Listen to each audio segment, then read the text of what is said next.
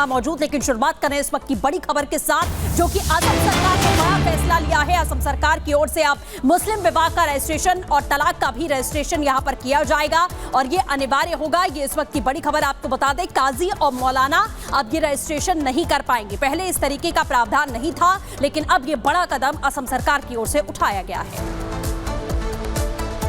मुस्लिम विवाह होते थे, उनको काजी रजिस्टर करते थे। आज से ये सरकार में रजिस्टर होगा और उस बिल में पहले प्रावधान था कि माइनर का मैरिज भी रजिस्टर हो सकता है। आज से माइनर का शादी रजिस्ट्रेशन नहीं होगा। तो बेसिकली यही दो प्रोविजन है। Basically child marriage. We want to attack on the child marriage.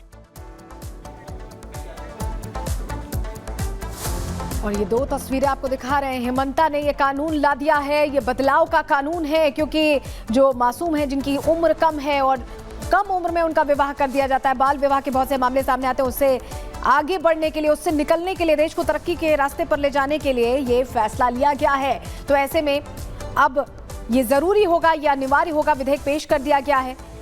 अब ये अनिवार्य होगा कि रजिस्ट्रेशन कराना पड़ेगा। सरकार ये फैसला ले रही है और उसको लेकर बकायदा विधेयक भी इंट्रोड्यूस कर दिया गया है। बड़ी बात यह है कि इसको लेकर पहले ही हेमंता बिस्वा शर्मा ये बात दोहराते रहे थे कि वो इंसाफ चाहते हैं इस तरह के मामलों में, इस तरह के प्रकरणों में, क्योंकि बाल विवाह के बहुतायत मामले, कई संख्या में मामले सामने आते रहे। ऐसा नहीं है कि ये पहली बार हो रहा है और ऐसे में ये फैसला लिया गया है। देखिए, कई चीजें हैं जो बदलेंगी। ये एक्ट निकाह और तलाक के रजिस्ट्रेशन की प्रक्रिया को तय करेगा। जो स्वैच्छिक शब्द है 2010 एक्ट में, उसे अनिवार्य शब्द में तब्दील किया जा रहा है। तो अब रजिस्टर करना होगा इस शादी को। विधानसभा में मुस्लिम marriage and divorce registration bill को पेश किया गया और 90 साल जो पुराना कानून है उसके साथ ये तब्दीलियां होंगी। क्या है ये बड़ा कदम, हम आपको समझा रहे हैं। काजिया मौलाना अब रजिस्ट्रेशन नहीं कर सकेंगे। हेमंता कैबिनेट ने विधेयक को मंजूरी दे दी है।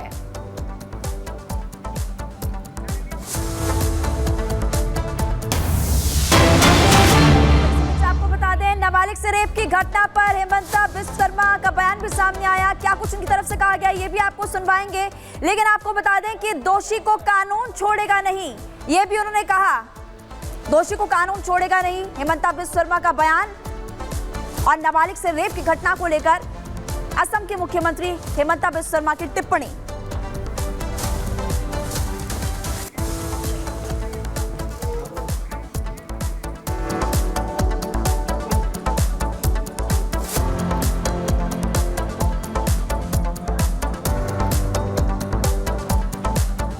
और चलिए आगे बढ़ते हैं। बात करेंगे प्रधानमंत्री नरेंद्र मोदी की कीव दौरे की। प्रधानमंत्री पहुंच चुके और आज मुलाकात होने वाली, और क्या उम्मीद, आज इसी पर अब आगे बात करें।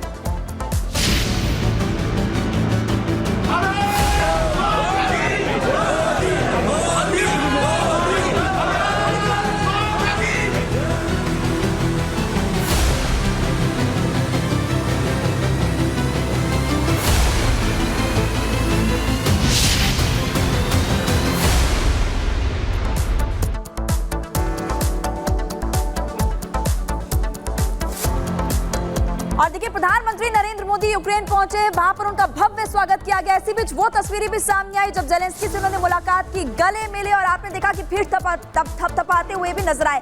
कीव में भारतीयों से प्रधानमंत्री मोदी की मुलाकात भी हुई, लेकिन जेलेंस्की और मोदी की मुलाकात, जिसकी चर्चाएं सुबह से लगातार हो रही थी और पूरी दुनिया की नजरें इस मुलाकात पर, यूक्रेन दौरे पर प्रधानमंत्री नरेंद्र मोदी राष्ट्रपति जेलेंस्की से मिले और देखिए किस गर्मजोशी के साथ दोनों की मुलाकात हुई। और ये भी आपको बता दें कि कीव में प्रधानमंत्री नरेंद्र मोदी और जेलेंस्की की मुलाकात, जैसे ही पीएम मोदी वहां पर पहुंचे तो आज हमने देखा कि भव्य स्वागत प्रधानमंत्री नरेंद्र मोदी का हुआ। और जब भी प्रधानमंत्री मोदी कहीं पर जाते तो आपने देखा इसी तरह से उनका हमेशा स्वागत होता है।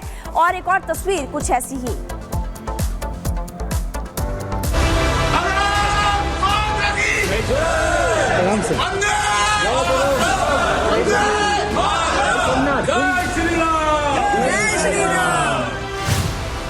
यूं ही नहीं कोई मोदी बन जाता। सालों की कड़ी तपस्या का ये प्रताप है कि सिर्फ देश ही नहीं, विदेशी जमीन पर भी मोदी मोदी की गूंज सुनाई देती है। बहुत बहुत शुक्रिया। वॉर जोन में जैसे ही मोदी उतरे वैसे ही भारतीयों के चेहरे खिल उठे। अभी प्रधानमंत्री मोदी ठीक से कीव की जमीन पर पैर भी नहीं रख पाए थे कि हर तरफ से भारत माता की जय, वंदे मातरम, जय श्री राम के उद्घोष के साथ मोदी मोदी के नारे लगने लगे।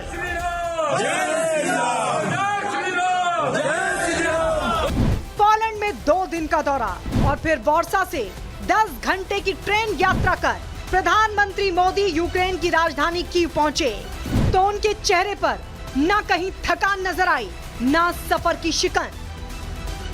जिस जोश के लिए मोदी जाने जाते हैं उसी उत्साह के साथ वो ट्रेन से बाहर निकले और वहां मौजूद मंत्री और अधिकारियों का अभिवादन किया। कीव रेलवे स्टेशन से निकलकर प्रधानमंत्री मोदी होटल पहुंचे, जहां पर भारतीयों के बीच उनकी एक झलक पाने की होड़ मच गई। हर किसी ने अपने अंदाज में प्रधानमंत्री मोदी का भव्य स्वागत किया।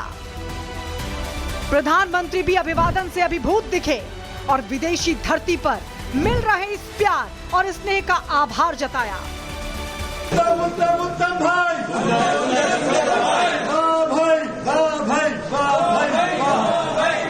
सर, आपका हार्दिक स्वागत है। सर, हम लोग कपलूत है, गदगद है सर। यूक्रेन में रह रहे भारतीय छात्रों और वहां काम कर रहे लोगों से भी प्रधानमंत्री मिले, उनसे बात की और मदद का भरोसा दिया। गुजरात से हूँ तो उन्होंने शेक हैंड किया और मैंने सिर्फ इतने लोग थे तो इतना तो टाइम नहीं दिया, बट मैंने पूछा केम छो साहब, तो उन्होंने बोला मजा में पहला। सो बहुत अच्छा लगा, बहुत प्यार से सबको मिले। 10 घंटे के इतने जर्नी के बाद भी वो इतने फ्रेश थे, इतने एनर्जिक थे, तो बहुत अच्छा लगा। बहुत ही अच्छा लगा और फ़ख्र की बात है कि इंडियन प्राइम मिनिस्टर यूक्रेन की राजधानी कीव में आए और हम उनसे इतने क्लोजली, इतने नज़दीक से उनसे मिले। इतना नज़दीक से उनसे मिलकर के एक जोश दिल में आ जाता है देश के प्रति। बहुत ही एकदम बहुत अच्छा लगा, मन गदगद हो गया कि हमारे प्रधानमंत्री जी यहाँ पधारे, तो काफ़ी अच्छा लगा। मुलाकात हुई, एकदम करीब से मुलाकात हुई मोदी जी से। प्रधानमंत्री नरेंद्र मोदी की ये यूक्रेन यात्रा कई मायनों में ऐतिहासिक है, क्योंकि 2.5 साल से रूस यूक्रेन के बीच युद्ध जारी है। युद्ध के बीच प्रधानमंत्री मोदी यूक्रेन पहुंचे। 32 साल में यूक्रेन जाने वाले पहले भारतीय पीएम। साल 1992 में सोवियत संघ के विघटन के बाद यूक्रेन देश बना। साल 1992 से भारत का यूक्रेन के साथ राजनयिक संबंध है। मोदी यूक्रेन में हैं। ऐसे में अब उनसे पूरी दुनिया की उम्मीदें बढ़ गई हैं, क्योंकि भारत का रूस और यूक्रेन दोनों से मजबूत और पुराना रिश्ता है। मोदी यूक्रेन की संप्रभुता का सम्मान करते हैं। दोनों देशों के दरवाजे भारत के लिए खुले हैं।